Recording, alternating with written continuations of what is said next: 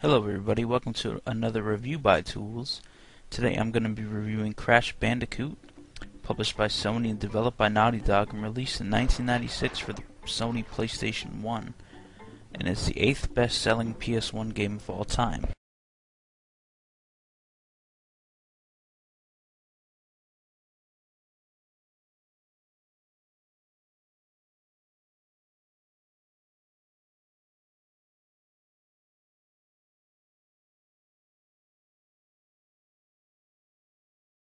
The critics generally praised the game's graphics and style, but weren't very fond of its gameplay and innovation to the genre. Crash Bandicoot is a basic platformer that didn't ascend the genre at the time of its release, and in my opinion, Crash is a very overrated title for the PlayStation.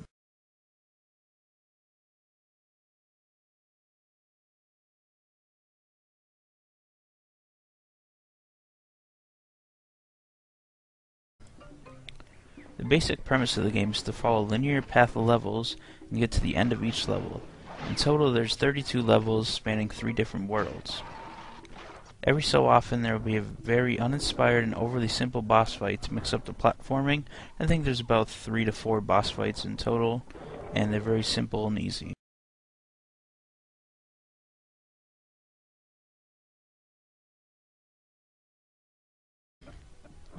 There's also some level variety in the form of boulder chase levels, side-scrolling levels, and vertical platforming levels. The player starts out with 4 lives and can obtain more by collecting 1-up crash symbols, and they can also collect 100 fruit pieces, which will give a 1-up similar to collecting 100 coins in Mario games.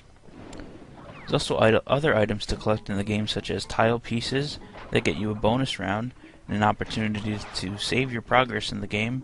You can also collect Dr. Cortex pieces that lead to another, more difficult bonus level, and there you can obtain gems and keys by perfecting each level, which lead to extra bonus areas and a different bonus ending to the game.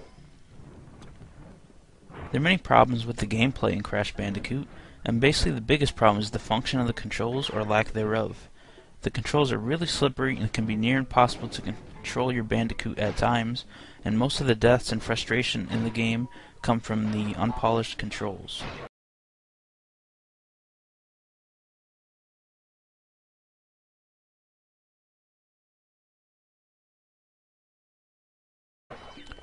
Another big problem with the gameplay can be the frustrating level design. Enemies and obstacles are placed by Naughty Dog in such positions where it seems that the level is nearly almost impossible to clear.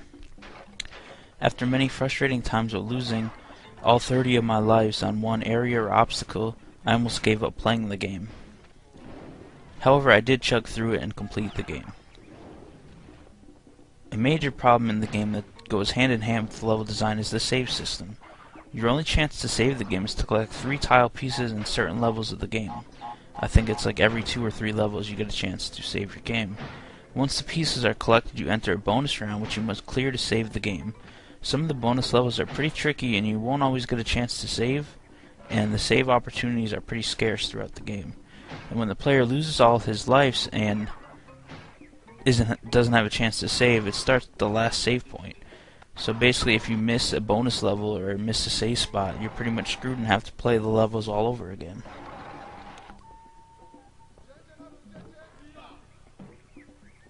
Something I hate in games, and it drove me nuts to play levels over and over.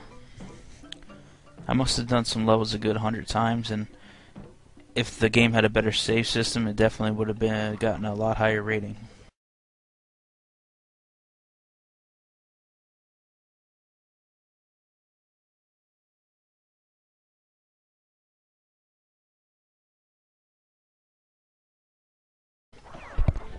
The story in Crash Bandicoot is very sparse as well. There's very little backstory when it comes, and basically you just watch an opening cutscene that really doesn't describe anything. It just shows Crash being experimented on by Dr. Cortex and escaping.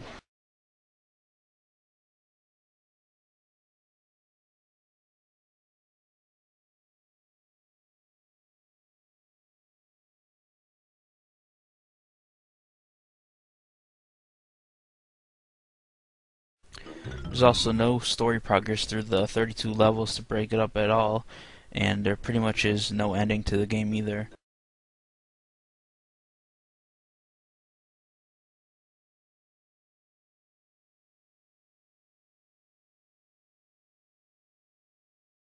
This is a very weak story, and Donnie Dog should have done a lot better in that area.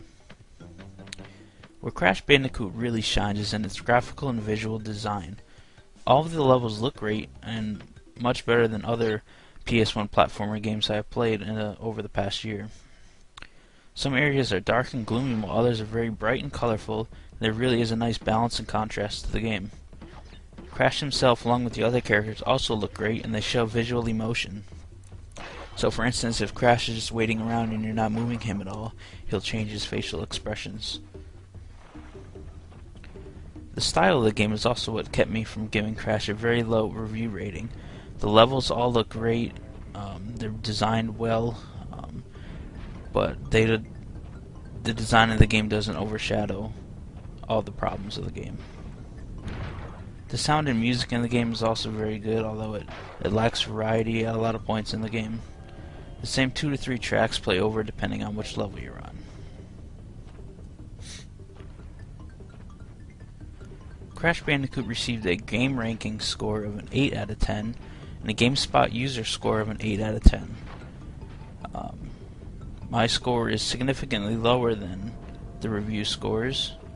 In my opinion, Crash is an overrated game due to the frustrating controls and level design. It can be fun to play, but the constant deaths and having to replay levels really grind your gears. I wanted to give the game a really low score, probably around a 2 or a 3, but its visual design and graphics saved it for me. So overall, Crash Bandicoot gets a 4 out of 10. Once again, thanks for watching another review by Tools, and look forward to more in the future. Peace.